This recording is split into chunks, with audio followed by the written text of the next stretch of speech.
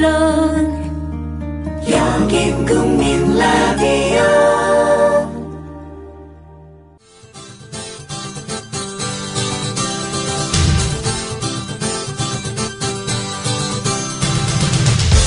투박하지만 정직하다. 비평을 비평하는 남자 서영석. 그가 바라본 세상. 사설과 칼럼을 통해 오늘을 짚어본다. 서영석의 라디오 비평. 안녕하십니까. 어제가 11월 11일입니다. 정부가 세월호 실종자 수중수색 작업을 종료한다고 발표했습니다. 4월 16일에 그 끔찍한 참사가 일어난 지 209일 만입니다. 사실 그 전날 실종자 가족 대책위에서는 수중수색 중단에 동의한다는 뜻을 밝혔었습니다. 그동안 정부는 실종자를 모두 찾을 때까지 최선을 다하겠다고 공언했지만 결국 295번째 희생자를 찾은 것이 마지막이었습니다. 9명의 실종자를 남겨둔 채 수색을 끝냈습니다. 물론 그 사정 이해 못할 바는 아닙니다. 날은 추워오고 기상은 악화되고 겨울이 다가오면서 점점 더 여건이 나빠지고 있기 때문입니다. 또한 침몰한 선체 안 격실의 붕괴 위험이 커진 것도 수색을 어렵게 하고 있습니다. 자칫 잠수사들이 뭔 일이라도 생기면은 또 그 실종자 가족들 얼마나 가슴에 못을 박는 일이겠습니까? 안타깝습니다. 예. 그럼에도 불구하고 세월호 참사를 불러일으킨 적폐 이런 것들이 제대로 해결되지 않은 채 그야말로 표면적인 거기에 관련되어 있던 세월호의 선장, 선원들에 대한 단죄만 이뤄지고 있다는 것도 정말 가슴 아픈 일입니다. 왜 세월호가 그런 사고를 낼 수밖에 없었는가? 설령이 수십 년 된 그 배가 그 무거운 짐을 싣고 조금만 움직여도 침몰될 수밖에 없는 그런 위험한 상태에서 배가 출항할 수밖에 없었는가? 거기에 관련되어 있는 그 비리의 사설들 조금도 손도 못 대고 실종자 수색만 끝내고 말았습니다. 실종자 수색 중단이 끝이 아니라 시작입니다. 정부는 명심해야 합니다. 또한 세월호 안전하게 인양해야 합니다. 그리고 그 인양 과정에서 단 한 사람이라도 더 찾을 수 있도록 최선을 다해야 합니다. 그러길 빕니다. 선체는요, 그 자체가 사고의 원인을 규명할 수 있는 가장 중요한 증거입니다. 돈 든다고 증거를 묻어버리지 말기를 경고드립니다. 라디오 비평 시작합니다. 함께하고 계신 방송은 정치평론가 서영석 미디어 협동조합 이사장이 진행하는 라디오 비평입니다. 이웃나라 일본 연금제도는 어때? 2012년 기준으로 일본은 모든 국민에게 기초연금 77만 원을 지급하고 노동자에게는 별도로 후생연금 208만 원을 주고 공무원들에게는 공무원연금 282만 원을 지급한대. 그럼 국민들에게는 기초연금 77만 원에 208만 원을 더해서 285만 원을 주는 거네. 그렇지. 일본은 공적연금만으로 노후생활 70%를 책임져 주는데 우리나라는 사적연금과 국민연금 모두 합해서 노후생활 보장률이 30%밖에 안 돼. 그래? 우리나라와 일본 차이가 많이 나네? 국민 여러분, OECD 국가 중 공적연금 수준이 가장 낮은 나라가 일본입니다. 공무원연금을 낮출 게 아니라 국민연금을 공무원연금 수준으로 높여야 합니다. 공적연금 강화, 국민 여러분과 함께 만들어가겠습니다. 전국 공무원 노동조합. 지상철 조합원 신청 광고입니다. 강화대교 앞에서 개념 부부가 만드는 개념 곰탕, 연지연 곰탕. 연지연이란 가마솥의 장작불로 온종일 구워내는 곰탕을 서로 나누어 이어지는 인연이란 뜻입니다. 연지연 곰탕이 민주주의를 열망하는 조합원 여러분과 국민의 건강을 책임지겠습니다. 곰탕 포장 판매는 한 팩 800g에 7,000원이며 7팩 이상은 무료 배송으로 드립니다. 연지연 곰탕은 강화대교 입구에 위치해 있습니다. 단체 주문 예약 및 포장 주문 전화번호는 010-7252-1114, 010-7252-1114, 031-989-9968. 조합원 단체 예약은 10% 할인해드립니다.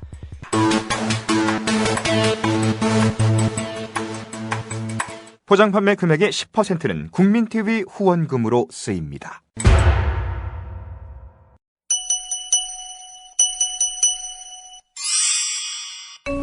안녕하세요. 기생충 박사 서민입니다. 개미 몸속에 창형흡충이라는 기생충이 살고 있었습니다. 이 기생충은 소의 몸속으로 들어가야 어른이 돼서 자손을 번식시킬 수 있었지만 소가 개미를 먹지 않는 게 문제였습니다. 창형흡충은 방법을 찾았습니다.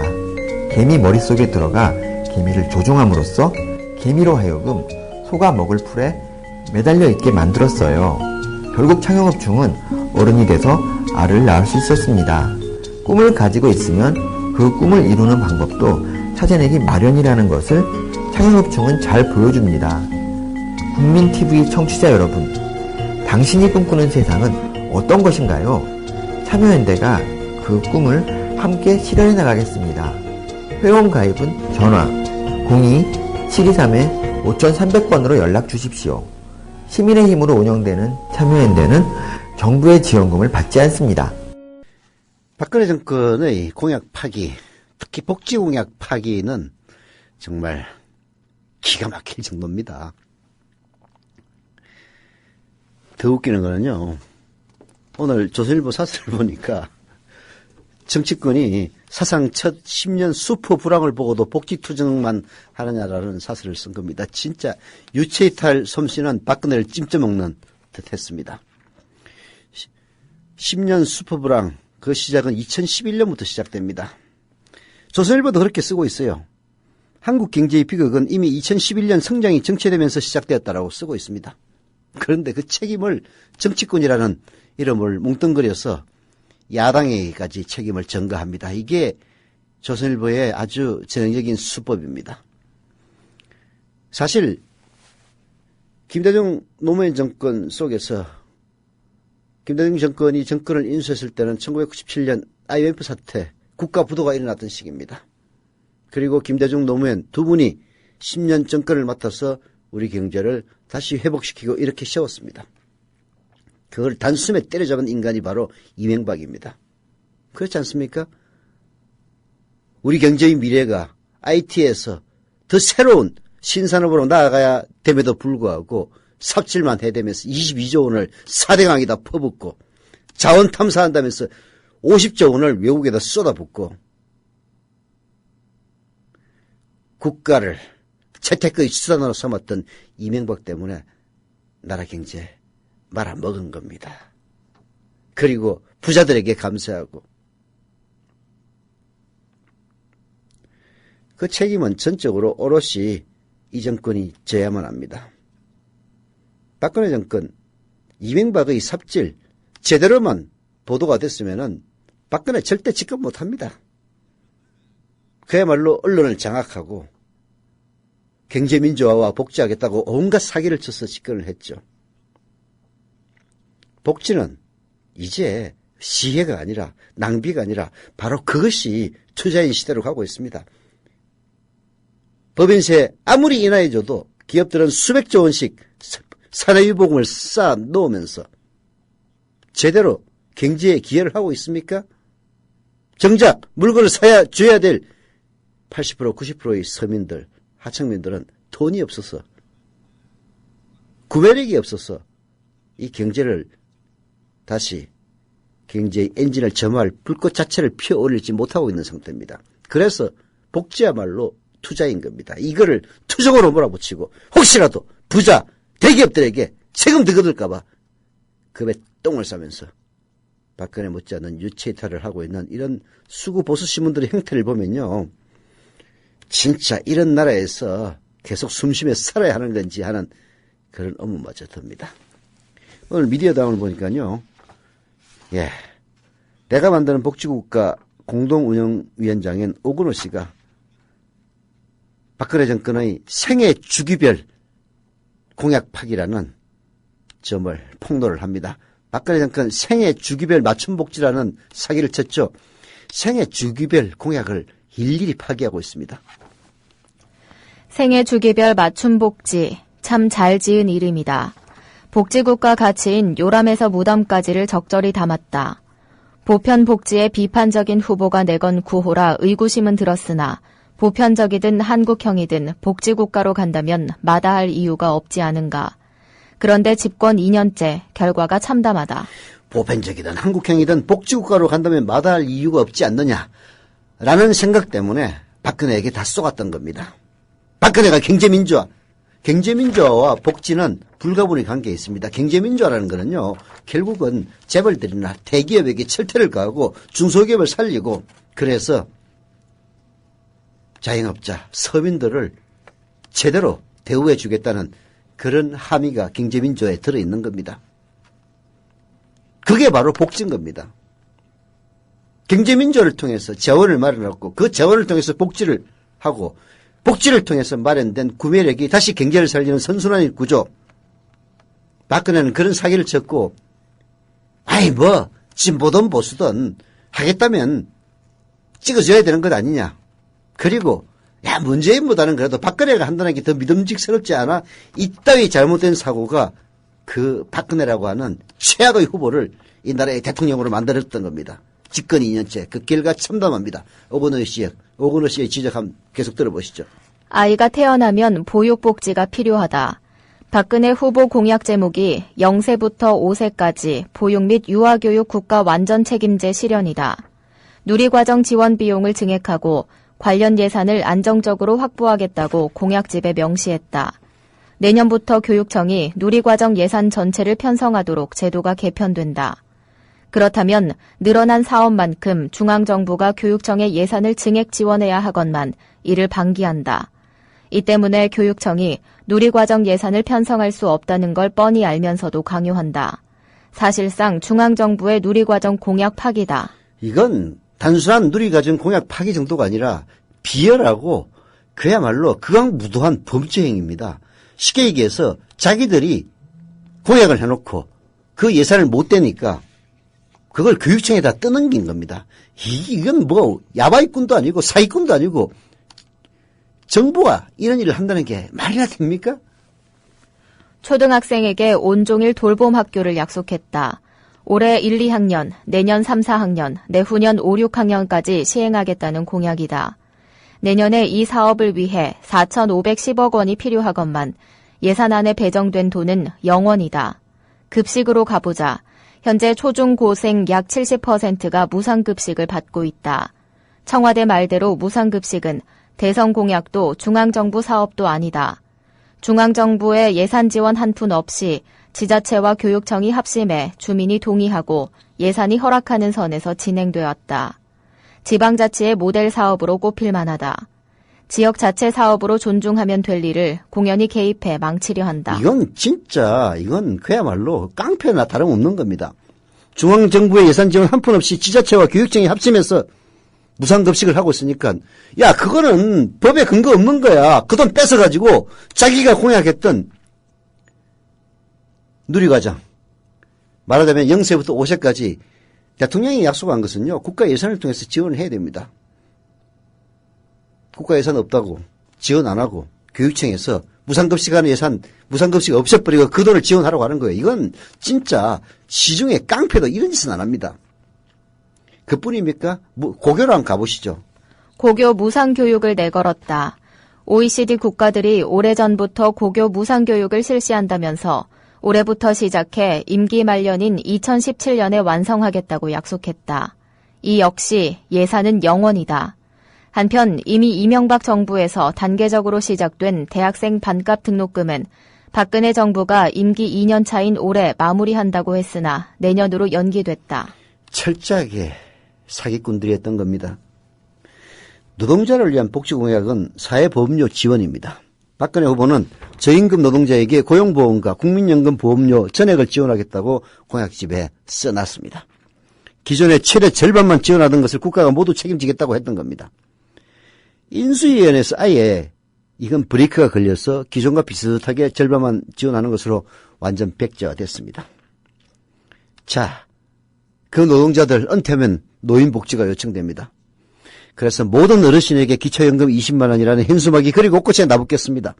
얼마 전 통과한 기초연금법에 따르면 70% 노인에게만 지급이 되고 국민연금과 연동해 삭감하는 조항이 추가되었고요. 향후 연금액이 소득 대신 물가와 연동하도록 바뀌어 시간이 흐를수록 기존 기초노령연금에 비해 인상률이 하향됩니다. 당장은 20만 원 인상 시기를 앞당겼지만 8년 후인 2022년부터는 기초연금액이 기존 기초노령연금 설계도보다도 훨씬 줄어들 예정입니다. 전체 연령대 복지도 처지는 비슷하다. 의료 공약에선 2016년까지 4대 중증질환 진료비 전액 국가 부담을 완성하겠다고 호언했으나 인수위원회가 3대 비급여는 약속하지 않았다고 발뺌했고 거친 항의를 받고서야 부분적 개선 조치를 취하고 있다. 가난한 사람을 위한 복지인 기초생활보장제도도 약속과 다르게 간다. 부양 의무제를 완화하고 비현실적인 재산의 소득 환산제를 개선해 사각지대를 해소하겠다고 큰소리쳤건만 국회에 제출된 정부 여당안은 부양 의무제로 인해 탈락한 117만 명 중 12만 명을 구제할 뿐이고 재산의 소득 환산액 조항은 아예 다루지 않는다. 대통령은 송파 세모녀를 위한 법이라 강조하지만 정부 여당안대로 통과돼도 세모녀는 수급 자격을 얻지 못한다.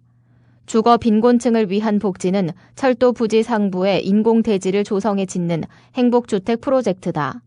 임기 내 총 20만 가구 건설을 목표로 내걸었으나 사업 속도가 지지부진해 벌써부터 달성 여부에 우려가 생기고 있다. 세상에 이따위 대통령이 어디 또 있겠습니까? 뭐라고 얘기했습니까? 자기 입으로. 공약마다 재정 방안을 꼼꼼히 따져서 실행 가능한 것만 약속한다고 그 입으로 씨부랑거렸습니다. 그래서 제목도 생애 주기별 맞춤 공약이라고 그렇게 호언장담했습니다. 그래놓고 지금 와서는 그 생애 주기별 공약 하나하나 다 파기하고 있습니다. 정말 이런 대통령을 뽑아놓은들 무슨 소용인가 하는 생각 절로 듭니다. 똑똑한 의료 소비자 되기 캠페인 윤훈기 치과의사입니다. 병원이 민간 자본을 도입해 영리 극대화를 추구하면 과잉 진료가 현재보다 반드시 더 심해집니다. 그렇지 않아도 과잉 진료는 현재 심각하게 사회 문제들을 유발하고 있습니다. 과잉 진료란 병원 이익을 위해 하지 않아도 될 검사와 치료를 환자에게 강제하는 비윤리적 행위입니다. 허위 과대 광고를 하는 병원들은 반드시 과잉 진료를 합니다. 과잉 진료는 평생 후유증에 시달리게 함으로써 존엄한 한 인간의 영혼과 육체를 서서히 파괴하고 소중한 가정경제를 파탄시켜서 결국 사회계층 간 증오심을 부추기는 진짜 사대악입니다. 과잉진료를 통해서 병원들은 더 부자가 되지만 환자들은 더 아파야 하고 양질의 삶을 빼앗겨야 합니다. 돈이 모자라 치료를 못 받는 비극도 생깁니다. 이것이 헌법에 보장된 인권입니까? 다 함께 힘을 모아 의료 영리화 반드시 막아냅시다.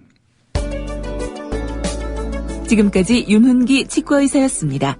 똑똑한 의료 소비자 되기 캠페인이었습니다.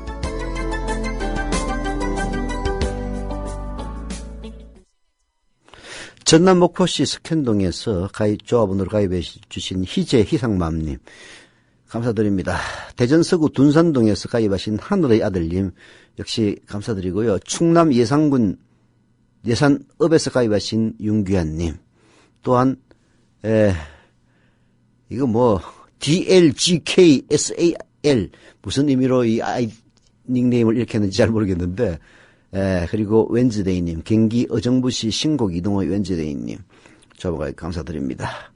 서울 송파구 잠실 사동의 반띵이님 부산 해운대구의 스포츠 행님님 막대사탕님 서울 중랑구 신내 이동의 투비 위드 유님 그리고 충남 천안시 동남구의 맨바르 의사님 저분과에 감사드립니다.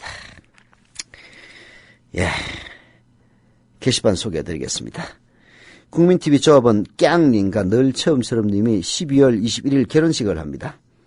처음 부산 모임에 참석하여 부산에서 주말마다 오프해서 조합원 배가 운동을 하면서 사랑의 결실을 맺어 국티 부산 1호 커플이 되었습니다. 축하드립니다.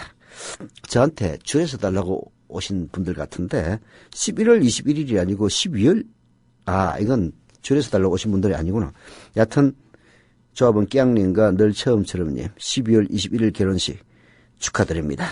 국민TV 조합원이 되어서 오프에서 자주 만나면 사랑도 하고 결혼도 할 수 있습니다. 라고 왕싸가님이 써주셨습니다. 감사드립니다. 광고하겠습니다. 오해석 생활단식 광고입니다. 제 방송을 지속적으로 청취하시는 분들 잘못하면 왜실지도 모르겠는데요. 다이어트에도 좋고 건강에도 좋습니다. 다이어트에 효과가 있고 몸과 마음까지 건강해집니다. 건강을 위해서 생활단식 여러분도 꼭 참여해 보시길 바랍니다. 오해석 생활단식의 특징은 생활 속에서 누구나 쉽게 도전해 볼 수 있고 잘 짜여진 프로그램들은 부작용이 없고 실천하면 바로 효과로 이어진다고 합니다. 문의 전화는 010-2013-8575, 2013-8575이고요. 네이버나 다음에 오해석 생활단식으로 검색하시면 됩니다. 예, 벼룩의 간을 빼먹는다는 얘기가 있습니다. 지금이 바로 벼룩의 간을 빼먹는 시대입니다. 벼룩의 간을 빼먹는 이명박은 코끼리에게만 먹이를 준 대통령이었다면 박근혜는 벼룩의 간까지 빼먹는 대통령입니다. 조국 교수의 칼럼 벼룩의 간 빼먹기 어떻게 하는지 한번 보시죠. 새누리당 정권이 4대강, 자원외교, 방위산업 등 사자방 비리로 약 100조 원의 혈세를 날렸음이 확인됐다. 30조 원의 혈세가 들어간 4대강에는 지금도 해마다 5천억 원의 유지비, 3,200억 원의 이자가 나가고 있다. 40조 원이 들어간 자원외교는 깡통이었다. 수십 배 부풀린 값을 주고 적은 무기를 사들이는 비리는 구조화, 고질화됐다. 박근혜 정권은 어디서 이를 벌중해 재정위기를 타개하고 복지 수요를 충족시키려는가. 새누리당 정권 하에서 계속된 부자 감세, 친기업 정책 때문에 기업들의 사내유보율은 무려 20%대이고 금액으로는 760조 원에 달합니다. 하지만 기업들 투자와 고용 창출에 소극적입니다. 국내 10대 그룹 82개 상장사 사내유보율은 약 1700%고요. 금액은 500조 원에 달합니다. 반면 근로자의 실질임금 상승률은 0.2%대로 추락했습니다. 결국 기업은 살을 찌는데 그 기업의 살을 찌우게 만드는 근로자들의 임금은 그야말로 제자리 걸음이란 그런 이야기입니다. 근로자들의 구매력이 사실상 없어졌습니다. 그럼에도 박근혜 정권은 부자 정세는 없다고 합니다. 왜요?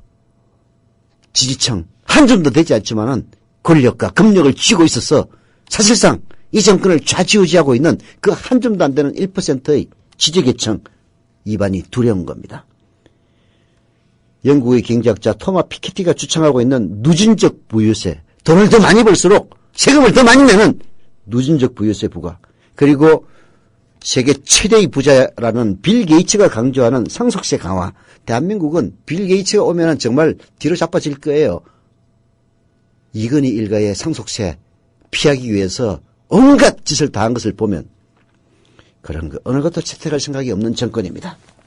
오히려 정부는 작년 2월 소득세법 시행령을 고쳐 건설 근로자의 퇴직 공제금에 과세하기 시작했고 그 결과 작년 54,967명으로부터 소득세 11억 5,400만 원이 원천 징수되었다.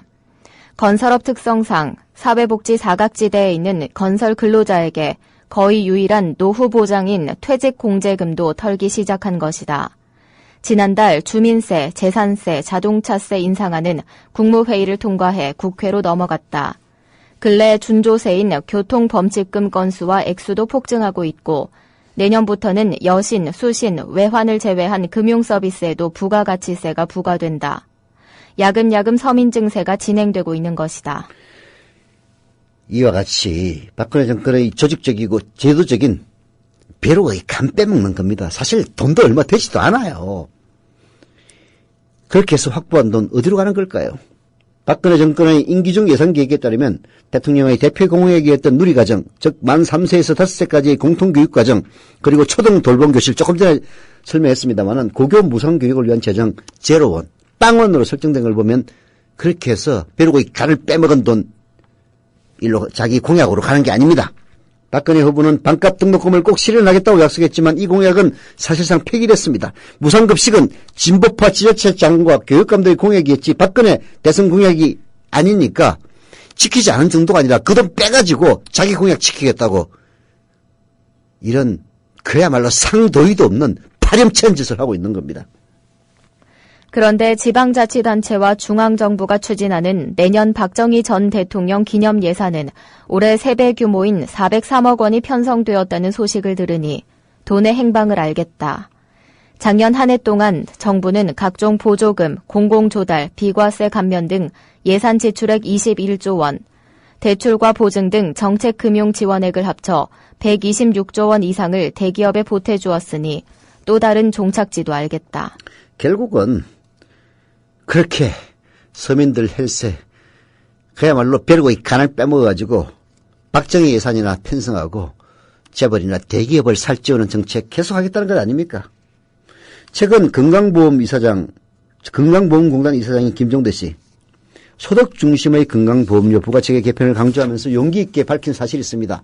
자기 자신은 연간 2,400여만 원의 연금소득과 집을 포함해서 5억 원이 넘는 재산이 있지만 피부양자 자격 상한선에 미달하기 때문에 퇴임 후 건강보험료 한 푼도 내지 않습니다. 반면 서울 송파구 반지하 셋방에서 주인 아주머니께 죄송합니다. 마지막 집세와 공과금입니다. 라는 메모와 함께 숨진 채 발견된 세 모녀는 직장이 없다는 이유로 매달 5만 140원의 건강보험료 내야만 했습니다.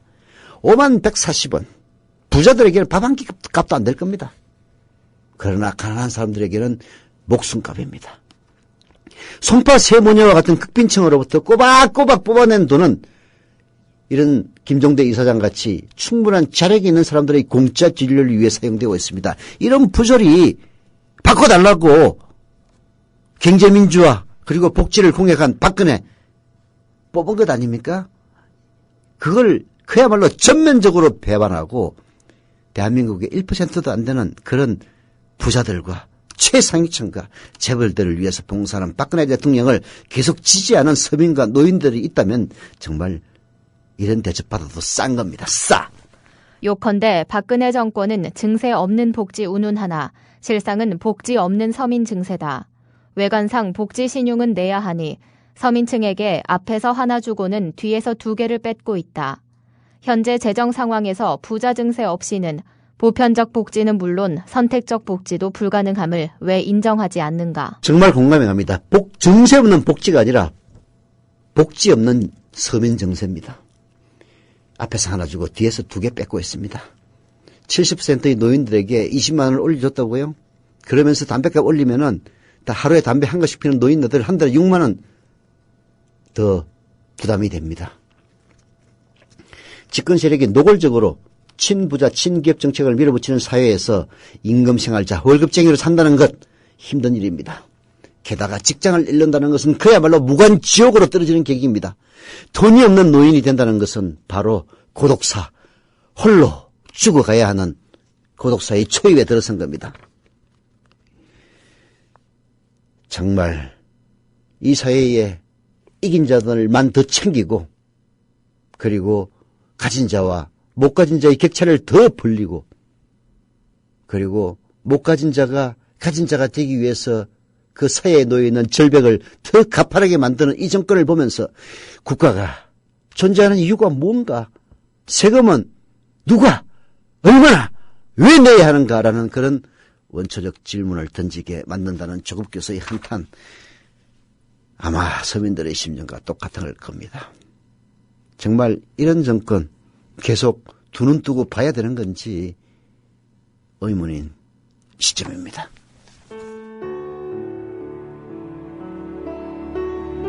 경남 거창에 사는 조합원 백함나무님. 남편의 유언으로 온 가족이 미디어 협동조합원이 됐습니다. 라디오 비평 들으실 때마다 아이고 속이 시원하다 이렇게 하시더라고요. 본인이 먼저 하시고요, 가입을. 예, 그 뜻을 이제 알았기 때문에 손자, 손녀 6명까지 그렇게 이제 다 가입을 하게 됐지. 작고한 부부는 왜 국민TV 조합원 가입, 이것이 이 시대에 꼭 필요한 언론운동이라고 확신했을까요? 가슴 아픈 가족사가 있었습니다.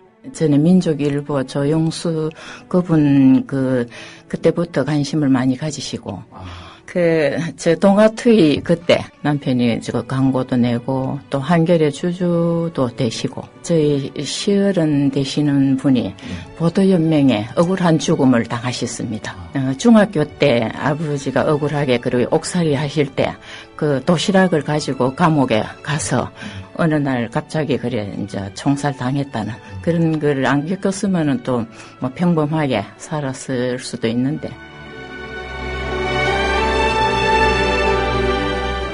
여러분도 공정언론 건설에 함께하지 않으시겠습니까?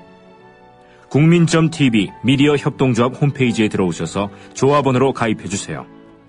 전화 서울 3144-7737, 3144-0933으로도 하실 수 있습니다. 네.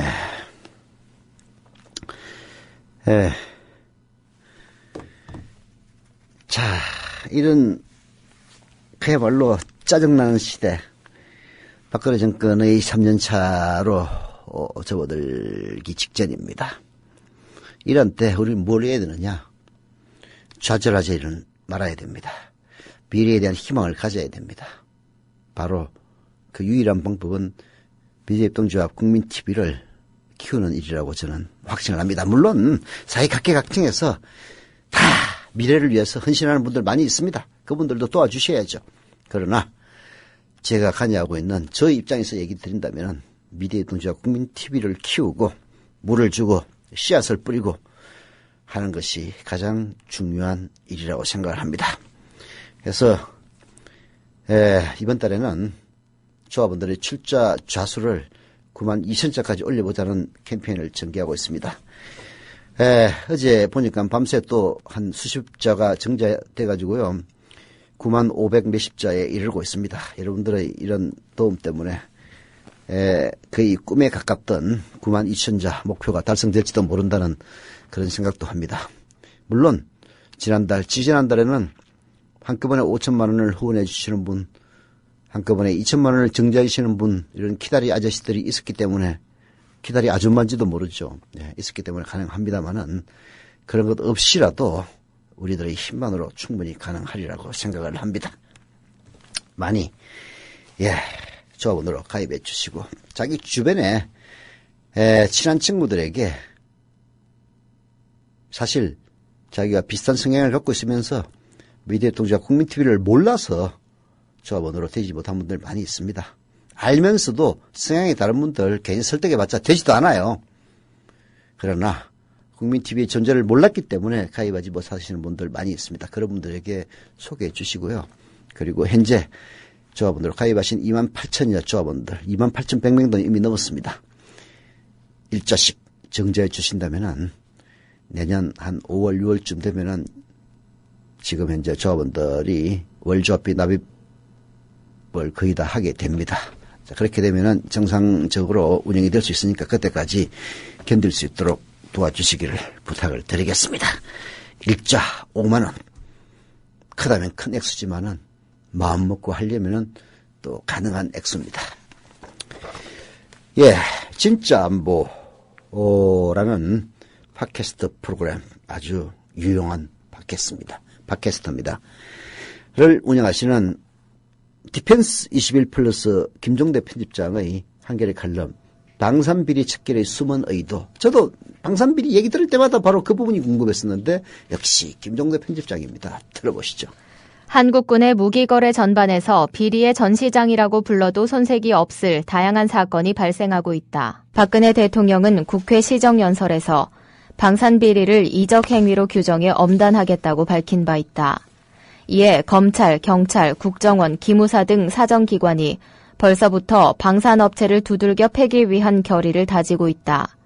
지난 이명박 정부 5년 내내 방산비리 척결한다더니 사정의 광풍이 또 시작될 모양이다. 여기서 한 가지 의문이 있다. 방산비리라고 하면 방산업체가 그 주된 표적이 되기 마련이다. 즉 정책을 결정하는 갑이 아니라 사업을 수주하는 을 또는 병, 정들이다. 그런데 군이 무분별하게 무기 도입을 요구하고 정책당국은 비현실적으로 짧은 개발 일정을 제시하며 개발 비용을 터무니없이 낮게 책정하는가 하면 뭔가를 후려쳐 사실상 비리를 조장하는 행위, 즉 갑들의 횡포는 왜 말하지 않는가? 제가 묻고 싶은 부분이 바로 그 대목입니다. 왜 당선 비리가 생겨납니까? 비현실적으로 짧은 개발 일정, 그리고 비현실적으로 터무니없이 낮은 개발 비용 때문입니다. 자, 그렇게 되면은 정상적인 부품을 이용해서 맞출 수가 없어요. 그러면 당연히 통과 안 됩니다. 통과 안 되기 때문에 관련 똥별들에게 로비를 해야 됩니다. 이게 바로 비리 구조예요. 그 갑이 누굽니까? 방사청을 둘러싸고 있는 현직 군 간부들입니다. 군이 해외 무기를, 특히 미국 미제 무기입니다. 그 소나기식으로 구매하는 배경에는 한반도의 북쪽에 우리가 알지 못하는 초강대국이 출현했다는 그런 가정에서 출발합니다. 한반도 북단에 우리가 알지 못하는 초강대국이 있는 거예요. 그래서 우리는 무기를 계속 사가지고 계속 최신 무기로 무장하지 않으면은 그 한반도 북쪽에 있는 초강대국에게 항상 당할 수밖에 없다는 그런 피해의식이 있습니다. 그 한반도 북단의 초강대국은 대한민국 한반도 남쪽에 발발발발 떨고 있는 그 나라의 국방비의 30분의 1밖에 안 되는 나라입니다. 북한은 대한민국 군발이들 그 간부들의 주장에 따르면요, 지구 전역을 타격할 수 있는 핵과 미사일 체계를 완비한 세계 손꼽히는 강대국입니다. 우리도 돈이 없어 3만 명이 안 되는 특수부대를 북한은 20만 명 보유했다는데 이건 세계 1위입니다. 세계 1위. 잠수함 발사 미사일을 아직 중국도 운용하지 못하는 강대국의 무기인데 이걸 북한이 갖고 있다고 그럽니다. 미사일을 발사하는 첨단 전차와 첨단 장갑차의 실전 배치는 한국의 방위산업 수준으로는 엄두도 못 내는 계획인데 북한은 이미 이를 끝냈다고 구라를 칩니다. 우리가 8년간 개발하여 성공하지 못했던 중어뢰, 무거운 어뢰, 중어뢰를 북한은 벌써 개발을 끝내서 천안함 폭집에 사용했다라고 사기를 칩니다. 여기에 무인 공격기와 무인 정찰기, 대규모 공기부양정이 김정은 위원장 시대에 실전 배치다고 구라를 칩니다. 이미 세계 최고의 장사정포에다가 그리고 평택과 계룡대까지 타격할 수 있는 신형 300mm 장사정포까지 갖췄다는 보도도 나옵니다. 3,000명에 달하는 사이버 해커부대는 미국 수준이라고 합니다.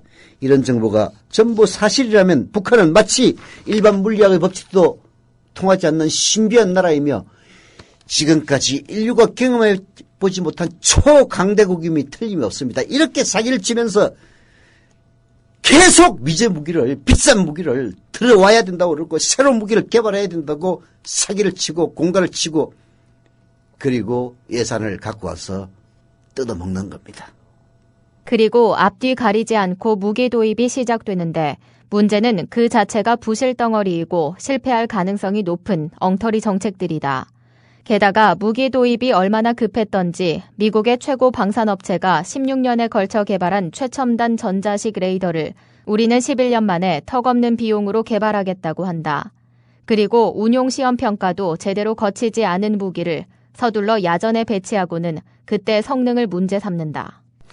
예, 큰 도둑은 놓치고 작은 도둑만 잡겠다는 얘기입니다.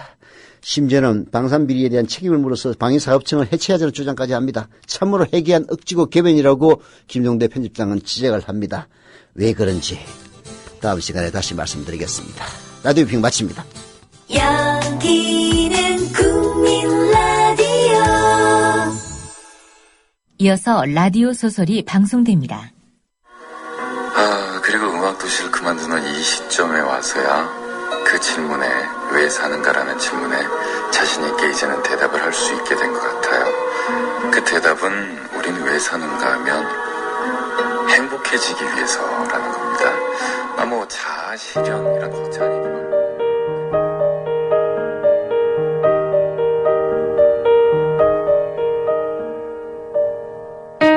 당신에게 받은 게 많습니다.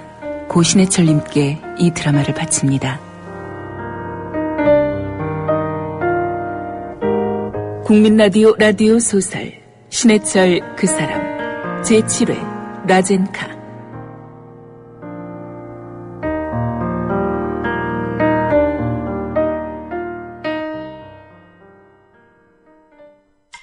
지상철 조합원 신청 광고입니다. 강화대교 앞에서 개념 부부가 만드는 개념 곰탕, 연지연 곰탕. 연지연이란 가마솥의 장작불로 온종일 고아내는 곰탕을 서로 나누어 이어지는 인연이란 뜻입니다. 연지연 곰탕이 민주주의를 열망하는 조합원 여러분과 국민의 건강을 책임지겠습니다.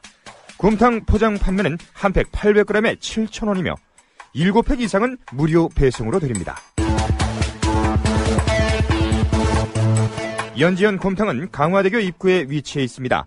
단체 주문 예약 및 포장 주문 전화번호는 010-7252-1114, 010-7252-1114, 031-989-9968. 조합원 단체 예약은 10% 할인해드립니다.